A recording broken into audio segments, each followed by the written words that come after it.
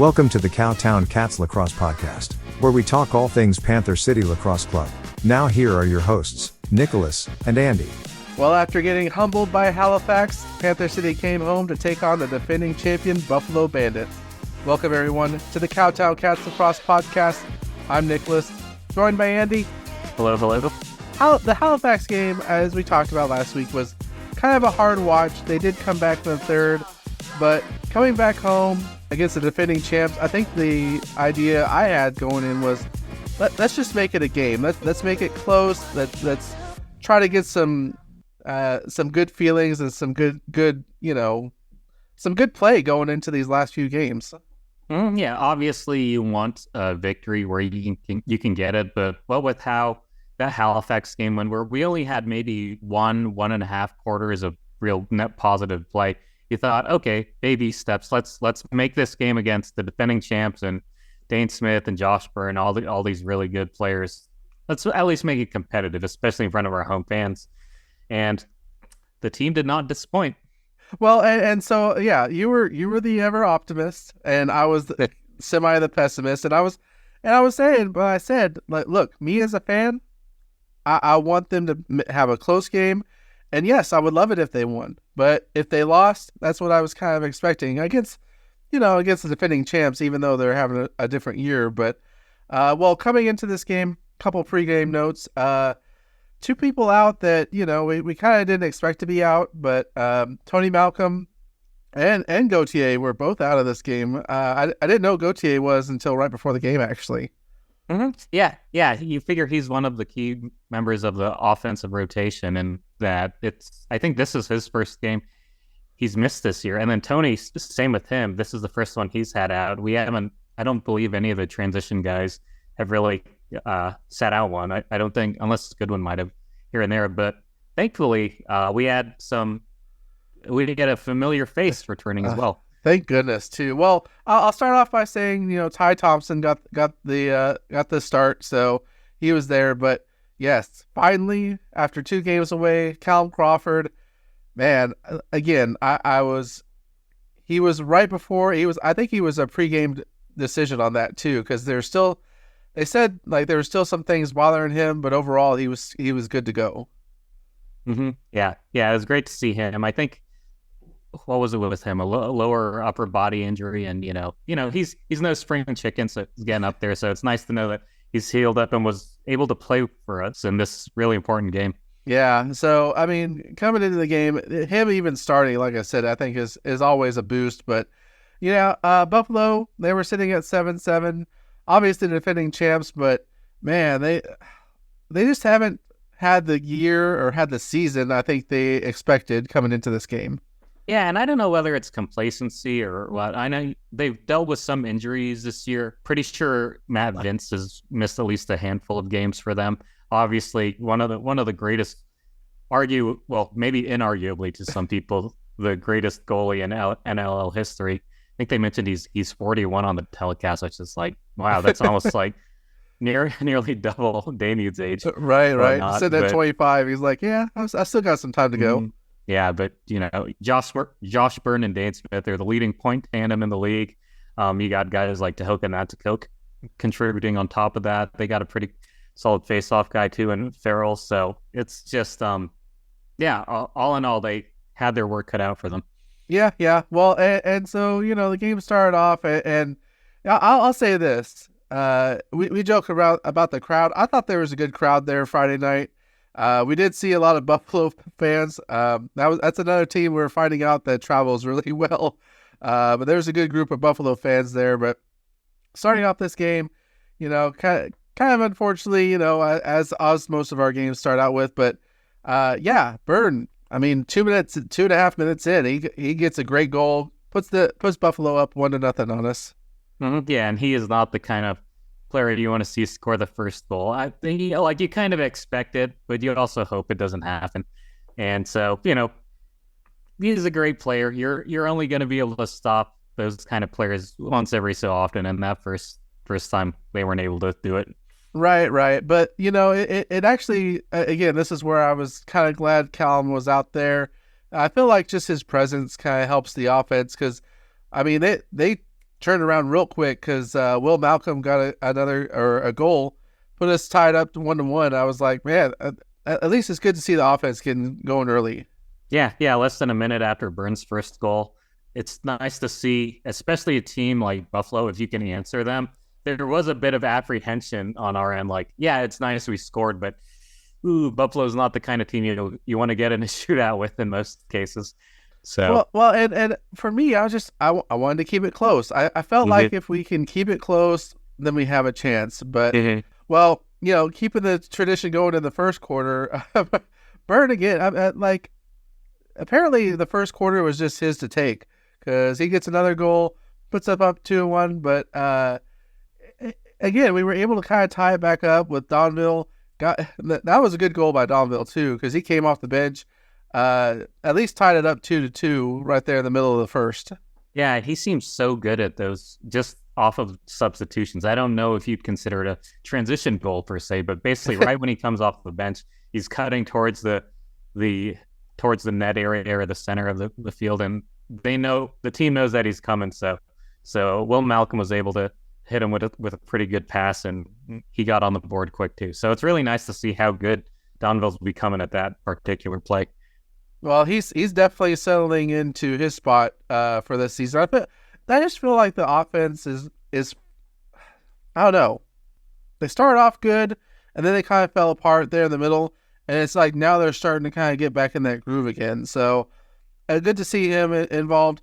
But like I mentioned, Josh Byrne. I mean, The first quarter was his, so he gets a hat trick in the first quarter. I mean, he's the only. I think you even said it when you were sitting there, like.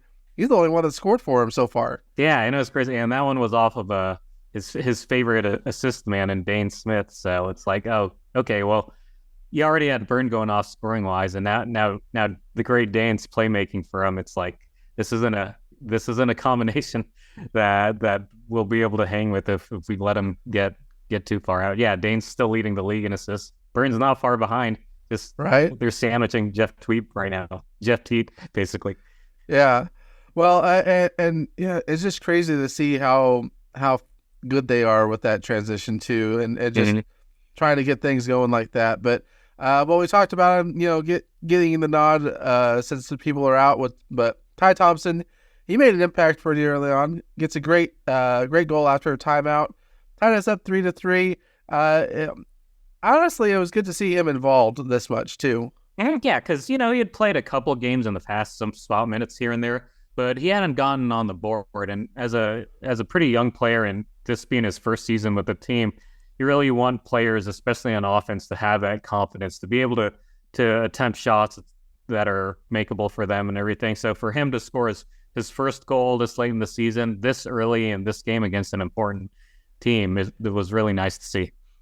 Yeah, and at that point, I mean, I feel like the quarter kind of slowed down a little bit. There were some offsetting penalties between Patton and who was it for? Steve Priolo, I think. Yeah. I mean, I know there was a little bit of chippiness in there, but on top of that, Mitchell got another penalty, which I feel like this is his like third or fourth game in a row with a penalty. But as the period was going down, Buffalo tried to get a little bit sneaky with their stuff. Pulled their goalie, was like, hey. We have enough time. We can make a push for a final goal. Didn't work out for him.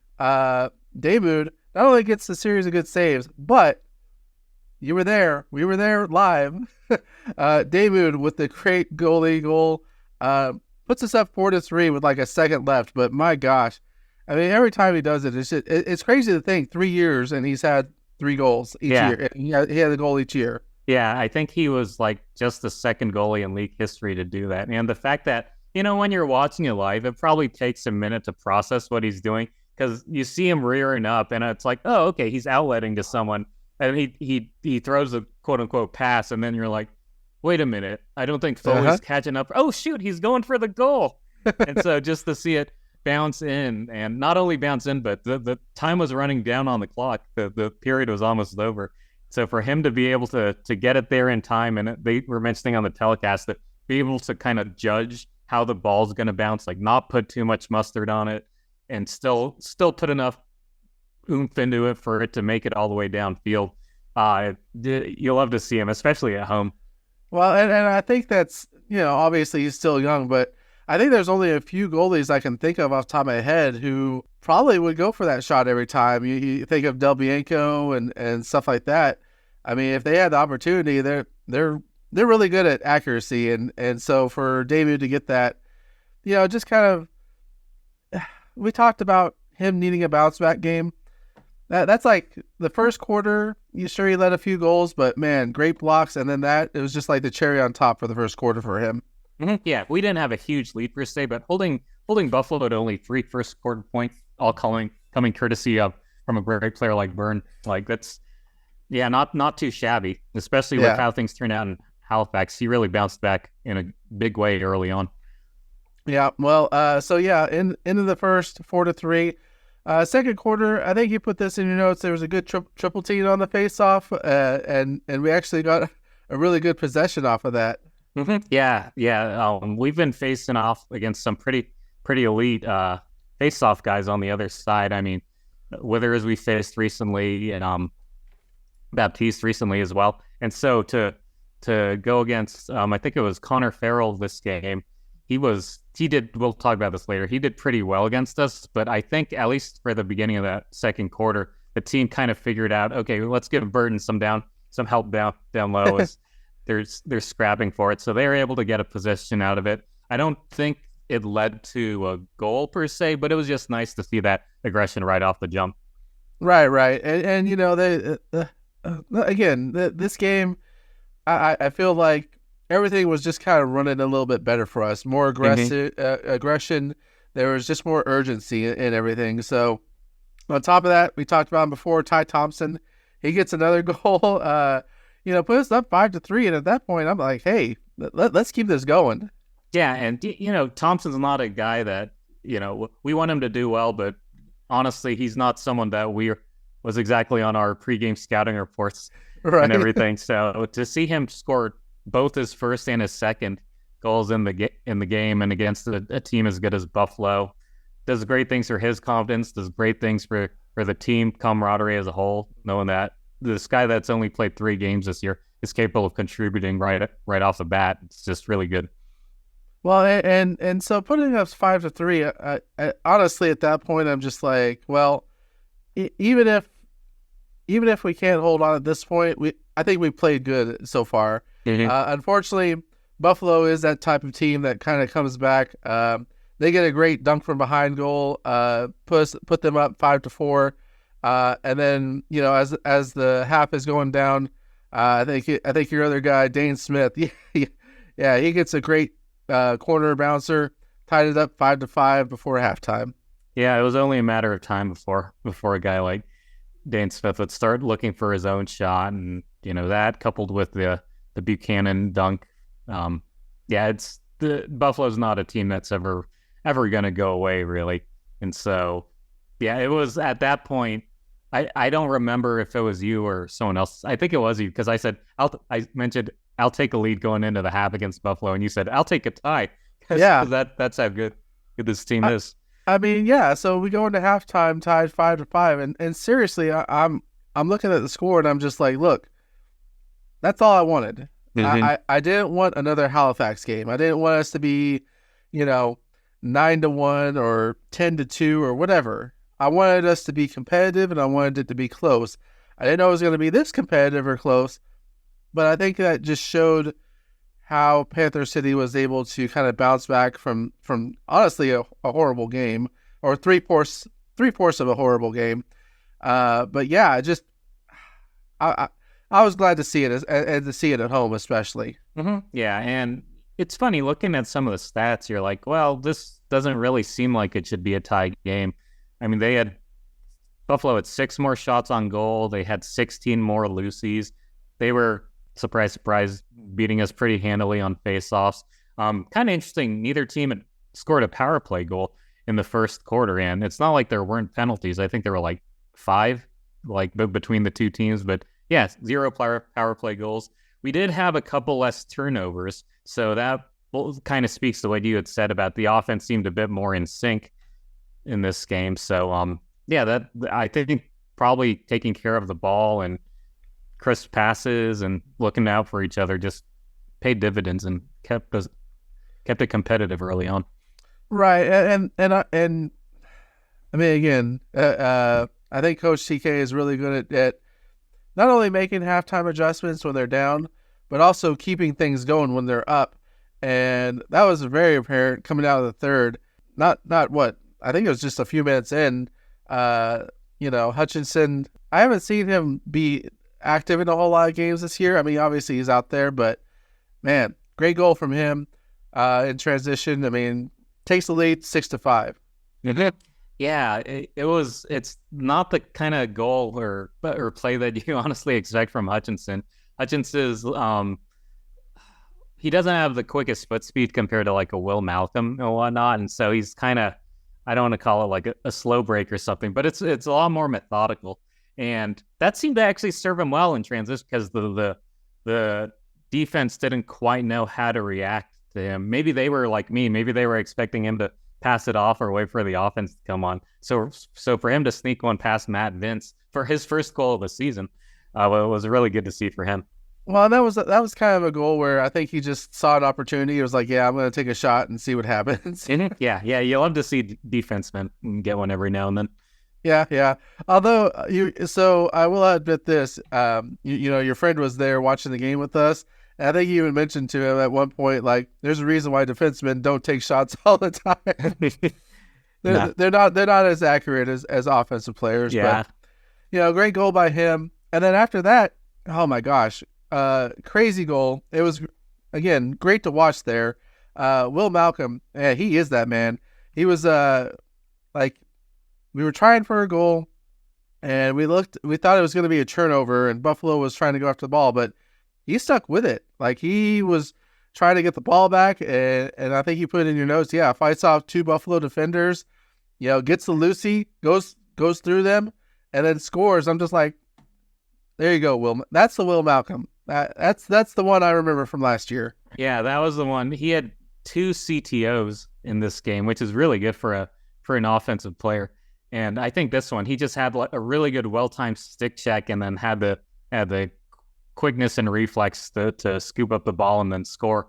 So it was nice having a 1-goal lead against Buffalo, but going back up 2 goals at that point in the second half, like it's like, okay, we'll see what we can do with this.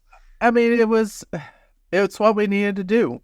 I mean, it's honestly, if we were going to have a shot to win, that's what we had to do. We had to keep at least even with them or above them. And if we're getting above, then hey, we got a shot.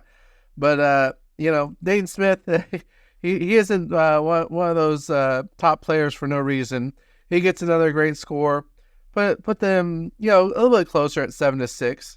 Yeah, that Buffalo, one way or another, are going to answer the challenge. And Dane Smith, he's just 2 years removed from his second MVP award, so he's still got a whole lot left in the tank and whatnot. So for him to do that, I don't remember whether that might have been an aerial shot by him where he kind of jumped up in the air and made something happen. But yeah, I gotta say, even though we're obviously Panther City fans, it was really fun to watch Buffalo live for the first time. Mm-hmm. Oh yeah, and again, I think it was kind of cool to have some of their fans there too, because you just kind of get to see, kind of what they get to do each game. But yeah, we're up 7-6. Mitchell again gets another penalty, and at that point, I'm like, are we just like giving them penalty minutes at this minute? Yeah, I don't know, something about Mitchell. I know he's a pretty young player. This is just his second year in the league, if I'm not mistaken.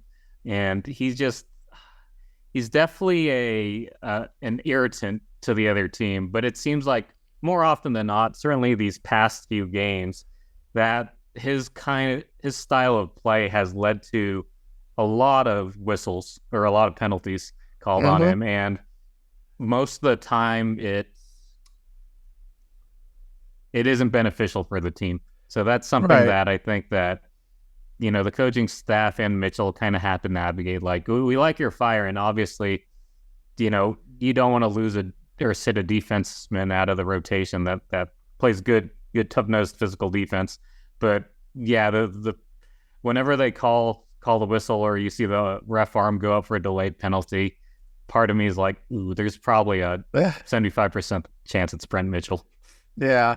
Well, and you hope that's something he can kind of fix as we come down this final stretch of games. But when it's penalties that is costing you goals or games, that's where you have to just kind of sit back and be like, okay, what do we need to fix? What do we need to work on? But I definitely want to touch on him later. But right before the end of the third, Donville again, man, off the bench, quick score, 8-6. Yeah, it's right. We watched all the games last year. I don't think he had that in his arsenal last year. At least not the extent he has it this year. I don't know if it's something that he worked on or different personnel or a new play that Gowns brought in. But yeah, just to see him move like that and know that he doesn't he's really good within the 5-man offense, but for him to be able to get easier points where he can, it's really good to see. Yeah, and he just I think he obviously picked up a few things in the offseason because he was playing PLL in the offseason, so again, just things that you learn from other teams, other teammates. I think that's kind of what he kind of picked up in the offseason. But going into the fourth, 8-6 against the defending champs. I mean, hey, I'll take that. Yep. Yeah. And we started off the quarter well too. We had another face-off win, and I don't think we even had to give Bertzi much help for that one. So that was cool to see. Well, and I will ask the question, maybe later on, but I feel like they got to figure out something about that because even with Tyler Burton back, it's like he was a good boost for a few games, but now we're starting to kind of like trickle back down to where we were earlier this season with face-offs. But yeah, I mean, great attitude going into the fourth. Kind of short-lived, unfortunately. Buffalo decided to wake up. They were like, we're jet-lagged from Buffalo to Texas. It took us a while to wake up, but man, they go on a, 1, 2... Yeah, 4. They got a 4-0 run, and it looked familiar. Right. It started to make me think of all those games where we had the lead and the teams come back, and they weren't, crazy goals that like, oh my gosh, I can't believe, like they were simple setups or there was confusion in who was taking who in the defense, and they just took advantage of it. But yeah, 4-0 run. There was even one that was blocked by Namath. And man, that one just that one broke my heart because I was just like, I wanted to believe that it didn't cross the line all the way. Yeah, and they even TK challenged it, right? Yeah, he challenged it, and it unsuccessful because they said they. I mean, I think that's another one of those where it's like, well, it looks like it went past the line, and there's not enough evidence to say that it didn't. Yeah. So I definitely I felt like it had, but I mean, it's just you hate to watch those. It's like, okay, the block was good, but I think it was kind of in between his elbow and his like midsection or something. And you saw Mitchell like basically dive towards the goal trying to keep it out of to not break the plane, and he wasn't able to do it. And that one at the time it was tough because that even after Coach TK's failed challenge that put Buffalo up 10-8, and it's like, oh, weren't we just up 8-6 to these guys? And there's like 9 minutes left. But hey, thankfully there were over 9 minutes left. Well, yeah. I mean, it was a quick comeback from them, and you hate to see it, but enough time for us. Unfortunately, Goodwin, I think, got called for a penalty. But even though it was a penalty, Will Malcolm, oh my gosh, he was having himself a night again. Man down, but great goal by him. Cut 10-9. Yeah, it's just, you'll take any points you can get when you're one man down. And so for Malcolm, you could tell he's pretty far out because obviously the Bandits were allowed to kind of pack the lane with having an extra guy out there. So for him to be able to snipe one from pretty far away from the net was really impressive. Well, and he was more involved, I feel like, than I saw the last few games. Like, he was there, but like I'm telling you, there was something about Crawford being in that lineup. Just kind of made things go a little bit better for them. But shortly after, you added in your notes, there was a penalty against McKay. Yeah, that was pretty apparent. He just like came up and he just like slashed him in the leg, and I was like, "Come on, man, you got to call that." Yeah, Sellers immediately fell. Thankfully, he was all right. The McKay, I guess, was complaining or was pretty frustrated with what he felt were non-calls.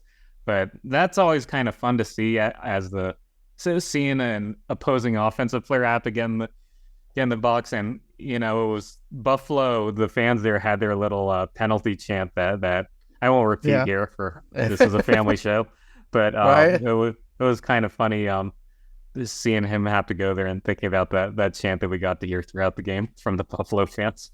I will say this: if we ever get a chance to go to a game up in Buffalo just to watch, I don't know if I want to go when Panther City's there, although that would be pretty cool too. Is it? But I feel like that place is just be too crazy for me. Yeah, league leaders in attendance, right? Up in Bandit land. Right. Oh, yeah. Well, Bandit land, whatever. Anyway, but yeah, after that, a little bit back and forth, but time was kind of running out. We were still down by 1, but it's only a matter of time. Crawford, great.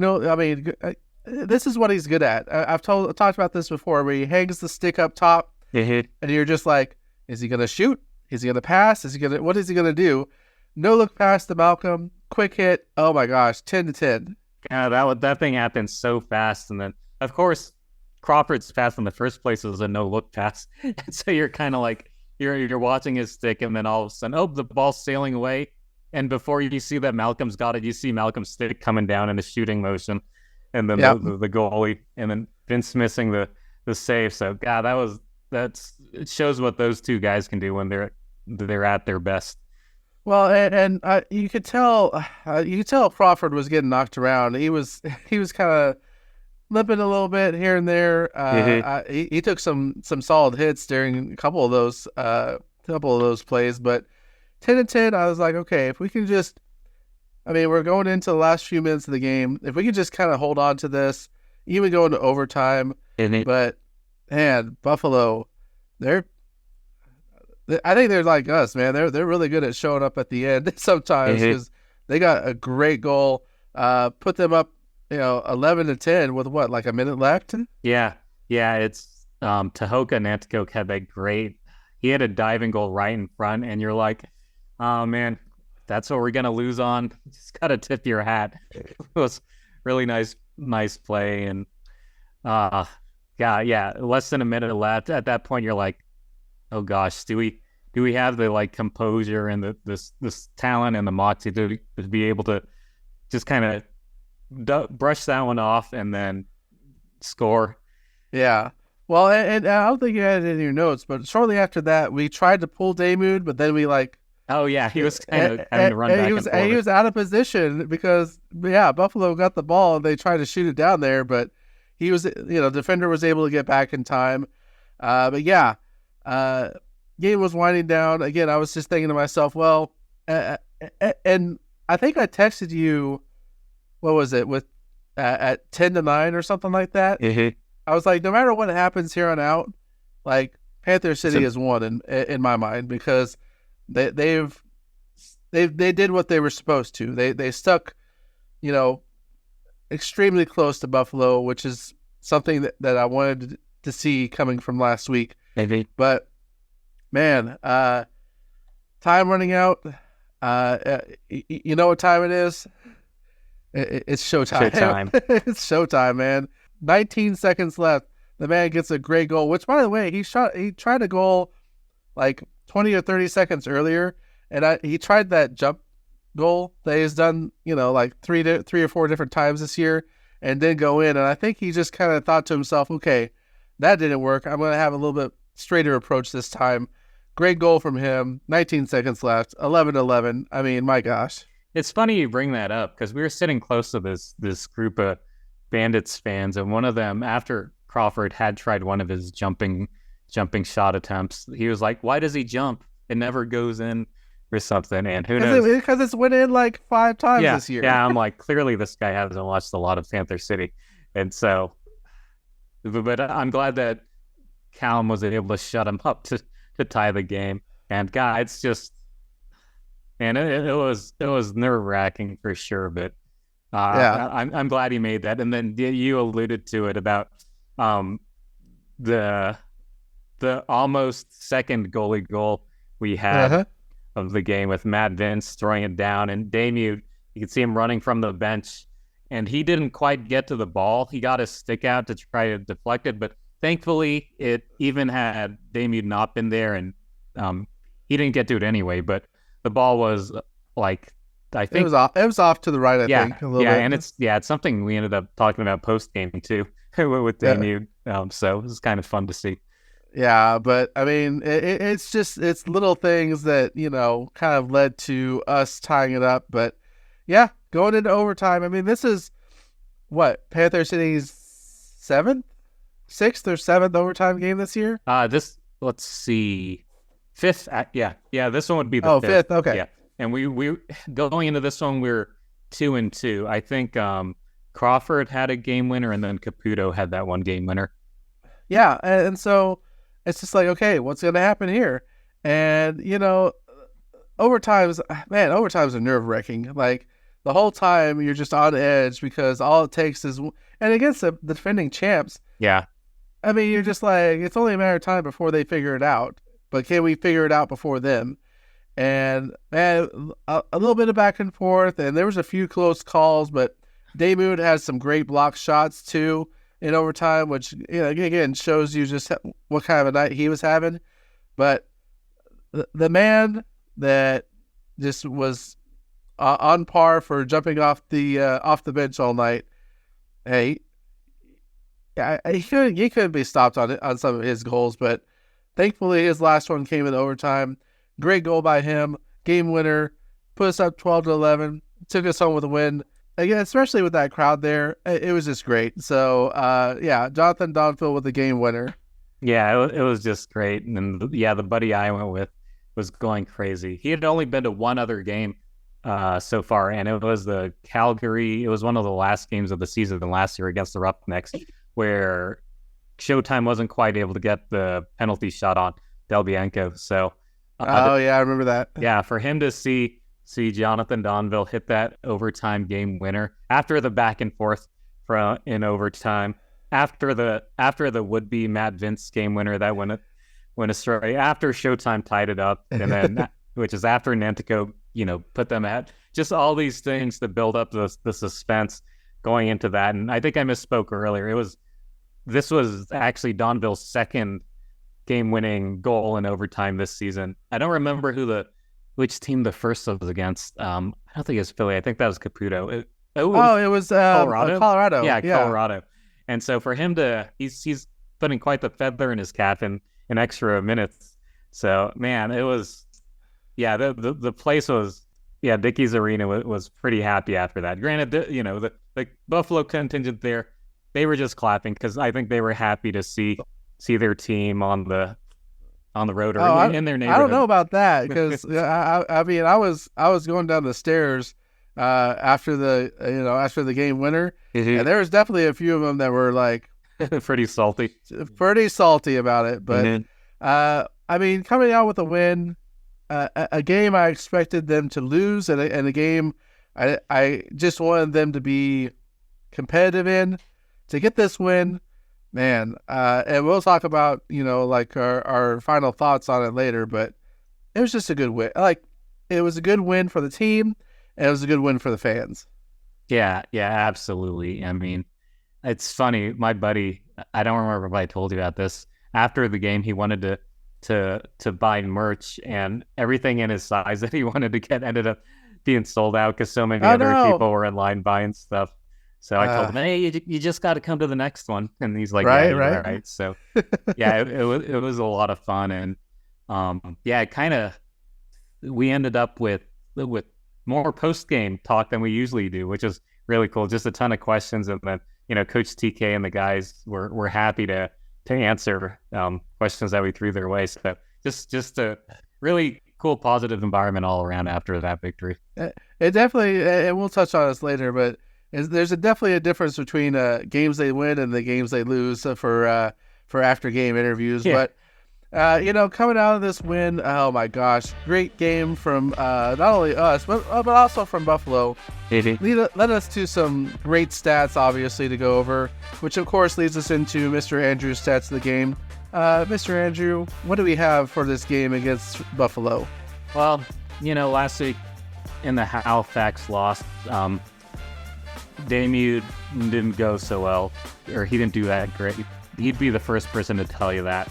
However, he was able to flip the script this game in a big fashion. He saved 51 out of 62 shots on goal for a stellar 82 save percentage. And those 51 saves are the most that a goalie has had against the Bandits this year. Not only that, but he outplayed his lacrosse hero, Matt Vince. Vince saved 36 out of 47, shade under 77%. So not a bad game by him by any means, but Damute, not only did he have to deal with more shots coming his way, he was able to save a greater percentage of them too. And I think it was extra sweet for Damute in the sense that Matt Vince is a big influence on him, and one of the reasons why he wanted to play in the net in box lacrosse. So just a great bounce back game for Damute. The trend that we saw at halftime kind of followed for the rest of the game. Buffalo did have more shots on goal than us. We did have more shots off goal, so hey, credit to Buffalo's defenders in that regard. Lucy's, they beat us 81-62. They were able to cause some more turnovers than us as well, and then obviously face-offs. I think Farrell had the upper hand on Burton throughout the night. We did have less turnovers with five less, 20-25. Not a huge discrepancy, but in a close game like this, probably enough to turn the tide, because you put together some good possessions where you get quality shots, and all those other stats just kind of go away and things become a lot more situational. So, another area we've been having trouble with recently, power play goals. This game wasn't really too different in that regard. We only won 1 of 3. However, we were able to stop all of Buffalo's power play goals. They went 0 for 3. And this almost goes back to the way Damute was playing. They really put him in like the upper echelon of goalies, at least for this one game. One thing I noticed, he was doing really well with, I would call them, I guess you'd call them shoulder saves, where he kind of makes his body up big and lifts up his shoulders just enough for the ball to deflect and not catch a corner.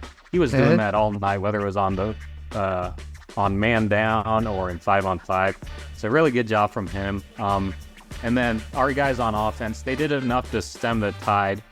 That is Dane Smith and Josh Byrne. Byrne and Dane, between them, they each had 7 points. Byrne had 5 goals, 2 assists. Dane had the reverse of that. So basically, Buffalo's big guns showed up, but so did ours. Will Malcolm led the team with 7 points. He had 4 goals overall, 3 assists. Not only that, he had a career-high 10 loose balls. It's really cool to see from him. The 2 caused turnovers that we mentioned. One of those goals was a shorty, those are always a nice little bonus when you can get them. And then Donville, on top of that, he supplemented Malcolm's great game with 5 points of his own with 3 goals and 2 assists, including the game winner, his second in overtime. So all in all, team-wise, the stats may not necessarily favor us, but we had enough right play at the right time kind of moments that worked out, and we played, even if the stats don't necessarily show it, we played them tough the entire game. Yeah, and just talking about Damute for a quick second, you talked about the way he blocks things with his shoulders a little bit more. It seemed like he was just a little bit more active in the goal area, because that's something I didn't see a whole lot of, last week against Halifax. And maybe it's obviously Halifax's offense and the way they move the ball, but it seemed like, any high shots, Damute was really good. Not to mention, there was a breakaway by Buffalo, and we thought like, oh great, they're gonna get a score. David gets a great goal or a great stop or a great block off of it, and then another Buffalo player picks it up and tries to shoot again, another great block, and I'm just like, that's the kind of night you need from him against the defending champs. Yeah, it was really good to see his recovery's gone really, really good, especially in this Buffalo game. And yeah, that's transition goal. I don't remember who had it, but you're kind of like, okay, this is maybe like 30-70. Buffalo's gonna probably score out of it, but they didn't. So credit to Damien who played that, and like, hey, credit to, even though he didn't play, credit to Cam McLeod for cheering the team on from the bench and everything. Well, we see this every time, though. Like, Damien has a bad game, and then he comes back and he's like, hey, I'm still a starter. Mm-hmm. Yeah, and that's something Coach TK spoke to in pretty good detail. So it was just, great game for him. He was making stops low, stops high. He had that one unfortunate one that rolled past him. Can't really fault him too hard for those just kind of unlucky bounces, but for blocking and letting the ball actually just like trickle its way in. Mm-hmm. Overall, that, I think, given the circumstances of this essentially being a must-win game to have any realistic shot at the playoffs, and against the defending champs, against Matt Vince, this might have been, in some ways, this was probably Damien's best game of the season. Yeah, I mean, honestly, and you talked about his save percentage. 82%. I mean, you can't get much better than that, honestly. You can't ask for more.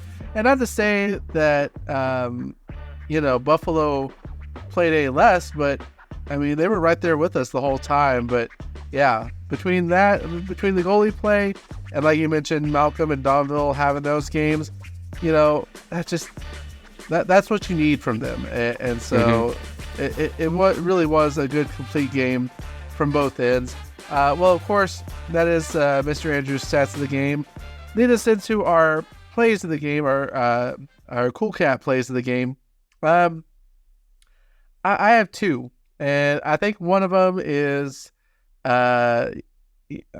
honestly, the probably the same thing we're both thinking. It's the Damood goal. I mean, I thought that was just excellent effort by him. 3 years in a row he gets a goal, but talking about effort for my play of the game, it is Will Malcolm. The man is just, he's hitting that next year for this season. And to see him not only not give up on a play, but then get the turnover, go in and score while taking on multiple defenders. I know there was other goals that, maybe meant more score-wise, but for me, that was just that set the tone for us against Buffalo. Hey, we're not going to just go down and let you take every loose ball and just be like, okay, well, they got the ball and we're back on defense. Nope. Will Malcolm did not give up. And seeing that from him was just amazing. So that's my Cool Cat play of the game. What about for you? And there were so many that stick out in my head. When Crawford tied it up, when Donville won it, Damien, along with his goalie goal, he had so many good saves throughout. Hutchinson, it was awesome to see us get a defensive goal and from one that's not a usual suspect. So, God, there were so many good things. I do think I agree with you, though, that Will Malcolm, the caused turnover that he had on the defender to scoop it up past multiple bandits and then be able to score. That's just encapsulated like the kind of effort that we need to play elite level box lacrosse in this league. And Will Malcolm did just that in this game, and particularly on that play. Yeah, I mean, it was just, I think it was, like I said, it just was a great play from him individually, but for the team as well. Well, that, of course, leads us into our Big Cat players of the game. Wow. Do I dare pick him? What would this be, like the fourth or fifth time this year? Yeah, I'll say this. My Big Cat player is Nick Damood. I mean, you can't deny that this was, like you said, probably his best game. But I will put in a side bracket. I'm going to say Callum Crawford. I'm telling you, his presence out there and his wherewithal and his knowledge and just his ability to be out on that offense keeps them going and makes things happen that normally won't happen. And sure, this isn't his biggest game he's had this year. Obviously, it's going to be very hard to ever top his game against Las Vegas. But I think his ability to be out there this game was what they needed to get past Buffalo. So while Callum Crawford is not my player of the game, he's off to the side. But Nick Damude, yeah, he's definitely my player of the game. What about for you? Honorable mentions. One of mine is Showtime. Just first game back, he had a pretty quiet first three quarters statistically, but his presence and the gravity that he pulls defenders towards him, it opens up good things for the offense. And then when the fourth quarter started, I think he assisted or made basically all of the rest of Panther City scores along the way, and then tied it up late. Shout out to Ty Thompson for really giving us great minutes. First 2 goals of his season in just his third game. Cool to see him get out there and get good minutes. Donville obviously had a really good game throughout with the game winner, and then those two quick off the bench scores that he had. He's gotten really good at those. Hats off to the defense for playing guys like Dane Smith and Josh Byrne and company really, really tight. I have 2 players, and it was just too hard for me to Nick Damude, like you mentioned, that 82% save percentage on 62 shots on goal for Buffalo, and then the goalie goal to top it all off. I mean, we won by 1 goal in overtime. That if Damude doesn't score that goal, who's to say we even get to overtime? So right. It's one of those every goal mattered sort of games, and Damude happened to contribute one of them, which is not something that goalies do very often. Just him and I think the Firewolves Jameson are the only ones that have one this year. So it's really cool to see him do that. I got to give it to Will Malcolm for his game. Coach TK always talks about challenging him to be the guy every game, and he really was that guy this one, because along with the offensive stuff, the 4 goals, the 3 assists, he really contributed wherever he was on the field with the two CTOs, not giving up on the play, getting himself and the team an extra possession, which wasn't all that long since he scored pretty soon after he got the ball back. The career high 10 loosies is really cool to see. You don't often see double-digit loosies from one of your so-called offensive guys. To see him play that well and be the only Malcolm out there, too, not having that little brother synergy with Tony. It was just really, really nice to see him play. So, yeah, Will Malcolm and Nick Damude would be my players. Yeah, they both had just special nights, and I think that was, like I said, not only good for the team, but good for the fans as well. Well, like I said, that's our Big Cat players of the game. Final thoughts on this game. Look, let's not sugarcoat it. No matter what the record shows for Buffalo, they're still the defending champs, and for Panther City to win a game against them, even if it's in Texas, and even if it's away, and even if maybe Buffalo's not having the same year they did last year, you're talking about a team that's been in the finals 2 straight years, and for us to get a win against them, even in overtime, is huge. And I feel like hopefully this is the turning point. Actually, I think the last game was maybe a turning point against Halifax, saying, hey, we can't let that happen ever again. But this is definitely a turning point going into these last 2 games. There definitely are some things that they need to work on. In fact, I mean, I'll kind of get your thoughts about it. So we mentioned him earlier.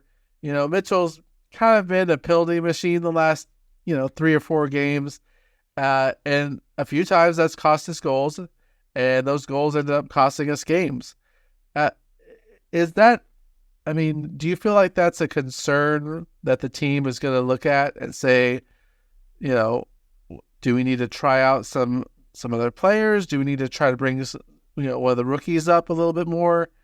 I don't know. What do you think the team, if you were in charge of the team or just looking at the team, what do you think the next step is to make sure that those kind of things don't cost us in the end?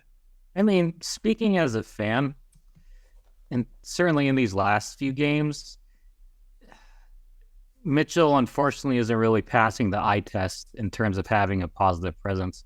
His physical defense and everything is, yeah, that's great, but when those penalties are happening, those penalties, you can almost draw a direct, or at least like a dotted line from those two goals that the other team ends up scoring. That was certainly the case against San Diego, and I don't remember how much we were leading by, but that lead just seemed to evaporate when he got that 5-minute major. And then against Halifax, thankfully didn't really bite us because Cam McLeod is playing out of his mind, as well as the rest of the defensemen that were still out there. And then, against Buffalo, it didn't really, quote unquote, hurt us either at least with the end result, but it just seems to happen far too often than it should. And, Mitchell's a pretty young guy. He's pretty feisty. He likes to mix it up. And, that's all okay and everything, but it does make me more curious as to see whether, what would Ronan Puech do with those minutes? I think Elijah Gash has played maybe one game for us this year. How would Gash do? Because it's not like, Mitchell's not exactly a veteran per se. He does have a bit more experience. So, in that sense, obviously, I want to see him do well and continue to play good minutes, and hopefully he can figure out the penalty situation. But it's always tough to say with those kind of players who are there to be an irritant and to kind of make life difficult for the opposing team. I do think there is a balance, though, to where you can do that and not cause the detriment to your team. And I always feel so bad, when I see Evan Messenger in the box having to take these, either for illegal substitutions or because Mitchell's gotten ejected or everything. It's like, nope, sorry, Evan. So, right. Sorry you have to take a hit. Yeah. So, we're past the trade deadline and all that, so we're not even thinking about that kind of stuff. But, there's other players that are available to play, whether it's worth taking a look at them or whether you kind of want to ride with the guys that you've been there with up to this season for consistency's sake. I can't read Coach TK's mind, but I'm sure that's something that him and the coaching staff are kind of thinking about, and I'm sure Mitchell is as well. Yeah. Well, it's just when you see the same person each time, that's when it kind of gets frustrating, especially us as fans. But I mean, that's honestly probably the one negative you can take from these games or this game for sure. But man, getting a win against Buffalo, it was amazing to be there and amazing to see. So hats off to Panther City. Any final thoughts you want to add? It was awesome to see you live. I'm glad my buddy was able to go with me. Because, the first game we went to, it was a close one, but we lost it. And so it was kind of like, took a little luster off of his first ever game. But this one did not disappoint. As you said, having some of the Buffalo contingent there. I know some Buffalo fans drove up from Austin. I'm sure others live in this area too.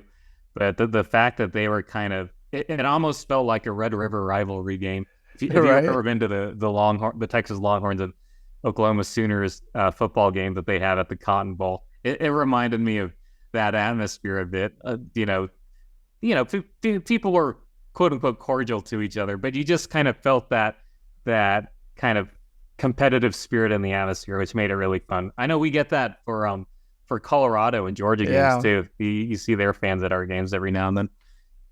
Yeah, I mean, I thought, especially their first time being in Texas, I thought it was great for them and great for their fans to experience it. But like I said, I thought it was good for us to have a good crowd there too. But well, obviously leaving with a win against Buffalo is just it was really good for us. But it comes with one more bye week going into these last few games, which of course leads us into a double header. And it's not an easy double header. It's back to back Friday and Sunday, and this one's even worse. It's not even at home, both at home or both away. It's one away and one at home. What is that? Not August. April 5th. April 5th, Friday night against San Diego, which we need, and then at home that Sunday against Philly. We'll go over both games real quick, and just kind of give me your thoughts on each one. Going into San Diego Friday, what's kind of the things you want to see from us and kind of look out for? I'd like us to be competitive right from the get-go, especially on the road. San Diego, they're certainly a powerhouse this year. They just clinched the playoff spot. They were the second team to do it, right on the heels of the Toronto Rock. You'd think they still have plenty to play for in terms of wanting to clinch the number one spot. Currently, they're sitting at number 2 with just one loss behind the Rock. And honestly, so far, they really seem to have had Panther City's number. I know we beat them in the inaugural season, but since then it hasn't really all been sunshine and flowers. So, and they just added Brody Merrill came out of retirement and is like, oh man. So they pick up Baptiste in the offseason. They keep all their studs around, and then now Merrill's out of retirement. Making things happen for them. I don't understand why good things keep happening for them. Man, it was such a close game against them here in Fort Worth. I feel like maybe this is the game we kind of get over the hump in San Diego. Play close. I hope everybody plays. I hope Crawford's still playing good. Mm-hmm. I know he was kind of limping around at the end of this game, but I feel like every game this season is something we need. Yeah. This one especially, though, I will say, San Diego has clinched that playoff spot.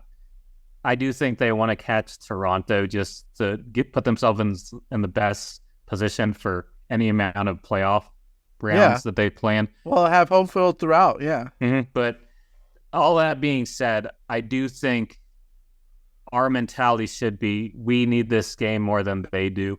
And that's not to say that let's hope they're complacent, but we got to take advantage of how hungry we are to try to get into the playoffs. San Diego's already knows that they're going to make it. Maybe, who knows, maybe they've got some guys that are hurting that they're going to try to rest up. If not, I mean, you don't take your foot off the gas pedal. We showed that we can not even hang with them, but hold a lead on them. And so, because that was one of the overtime losses, right? That was an overtime loss. Yeah. So, so go ahead. What is your prediction for us against San Diego on the Friday night game? I was an optimist last week against the defending champs. I can't help but be an optimist this week off of that high. I think we're gonna get our first win over San Diego in a couple of years and beat them by the score of 13-11. See, here's the thing. Do I want to be optimistic for this one? I want to be. I really do think San Diego still has a lot to play for, like you said. And they're just so dangerous when they're at home. I mean, we even saw, this last weekend against Las Vegas, like, that they should have lost that game. Yeah, they should have. They should have. But they found a way to win. I'm gonna say a Panther City win. Ooh. And I'm gonna say it's gonna be another overtime. 11-10. Wow, another same thing as this week. I'm telling you, and it has that feeling. If we can stay with them the entire game, that gives us a chance. But yeah, That's a Friday night in San Diego, turnaround Sunday. And it's interesting because we're going against two teams that we've already went against this year. And the Philadelphia game, great win for us. But here they come back to Texas. What do you want to see from us on that Philly game? I just want us to have stamina and have energy to play another 60 minutes. That the loss that we had against Rochester, it made you really wonder what the short turnaround did to the team in terms of their energy level. And then, that was against San Diego too on Friday. Oh yeah, that was. Yeah, and that's what I'm talking about. Like, like you mentioned, will that team that we went against Rochester, but being away and then back home, I don't know. Does that have anything to do with it? Well, I will say that I'm glad that the San Diego game is first and the Philly game is second. Not because, San Diego's one of the best teams in the league, and Philadelphia's had their struggles, even against us, regardless of how we're doing. So, as a fan, I'm more curious to see how we're going to do full strength without having played another game yet against San Diego than I would be seeing us play full strength against Philly. We've beaten Philly in overtime. I think that was Caputo's game winner. And then San Diego, Stotts had his game winner.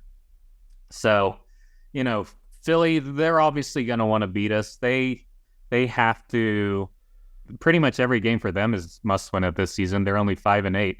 That, depending on how they do this weekend, that might work to our advantage, depending on how much they have to play for.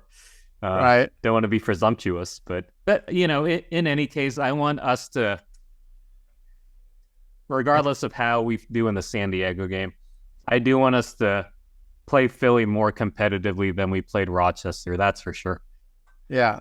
Well, and for me, again, like I mentioned before, I think every game from here on out is a must win pretty much, just to make sure that we can get in the playoffs. So against Philly at home, the second to last home game, look, man, I'm hoping they're coming out, whether they win or lose against San Diego, I hope they come out all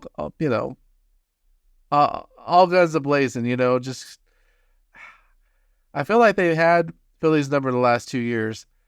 So I hope that continues here at home. I'd say that one might end up being a shootout. And so I'm going to say a win at home against Philly. So 2 wins, hopefully, 14-11. 14-11 against Philly at home. Let's see. I think I'm going to go 13-11 on both. 13-11? I'm going to predict, wins in both San Diego and back home against Philly, 13-11 for each. I'm looking at the standings, and depending on how things shake out during our bye week and then with the doubleheader, if we win both games, then we could very well leapfrog Halifax and Georgia, and we might even be on the heels of Albany, depending on if they lose to Toronto that weekend. And, what Toronto's doing to the rest of the league, that could very well happen. Well, yeah, and so let's go ahead and talk about that, because that's definitely something I want to touch on. With that win against Buffalo, that actually put us at number 6 ahead of Buffalo in the standings. Surprising, I will say this, the New York Riptide, who won't exist next year, are in that 8th spot, are sitting in that 8th spot. So that would be interesting if they somehow make the playoffs. Yeah. But us, we have Halifax ahead of us, which again, if we would have won against them, that would have been 8-7. We would have been against that, ahead of them. The game against Georgia, if we would have won that, that's 9-7. We would have been ahead of them. So these little wins, these little losses that we've had are starting to, add up towards the end of the year. But sitting at number 6, even though we could lose some and still make the playoffs, I really, like I said, I really feel like each game from here on out has to be a win for Panther City, because that's the only way we can for sure secure a playoff spot. And like I said before, don't leave it in the hands of other teams. Mm-hmm. Yeah, and it's so funny speaking to those little one goal games that go here or there, because this past weekend there were I think 4 overtime games. 4 overtimes. Yeah, that was crazy. Yeah, and Calgary managed to beat Albany, which it's hard to say whether that hurts or helps us because we theoretically can still catch up to Albany. Halifax lost to Toronto, which helps us out. It's like we're probably not gonna catch Toronto unless they have something major happen to them. The wheels fall off somehow between now and the end of the season. Yeah, Las Vegas and San Diego. That one. That one didn't really affect us either way, but it's just kind of crazy looking at this. And then something tells me so. We've played the same amount of games as Buffalo and have the same record. They have. They've actually scored more goals this season than we have, 178 to 163. But they also have had more goals scored against them, 177 to 160. So something tells me, unless the NLL's website doesn't have the standings completely correct, they've got to go with goal differential to determine the seeding. Well, or head-to-head, actually. I was going to say either head-to-head or like opponents.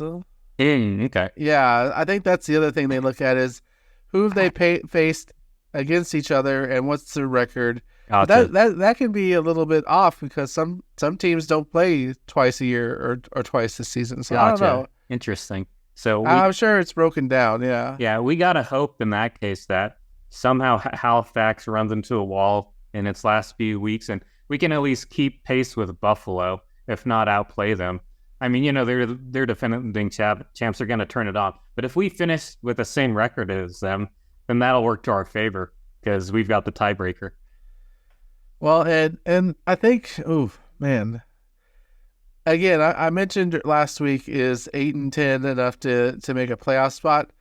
After that win against Buffalo, it's 10-8 a possibility right. Because I think we could do it if the team that showed up against Buffalo shows up every game from here on out, then we have that chance. Mm-hmm. And honestly, that would put us in a great position because then we could probably host a playoff game. But it comes down to Albany, what happens with them, San Diego. Halifax, we're right in between Halifax and Buffalo right now. So it is going to come down to what happens with them outside of the games because that's 1-1 against them. But if we can get some wins and kind of secure the spot better, we don't have to rely on them too. I think during this bye week, we've got to be the biggest fans of Saskatchewan and Buffalo, kind of ironically, because Saskatchewan could theoretically catch up with us, and Buffalo, if they win this weekend, they are going to pass us up for a hot minute. But we don't play either of them again, and we've got one more game against Philly. So, well, needless to say, this season is going to come down to the wire. I think these last 4 or 5 games are going to be very important for a lot of teams. But was there anything else you wanted to touch on? Yeah, just I'm glad that we're in this part of the year. Things are really exciting. Yeah.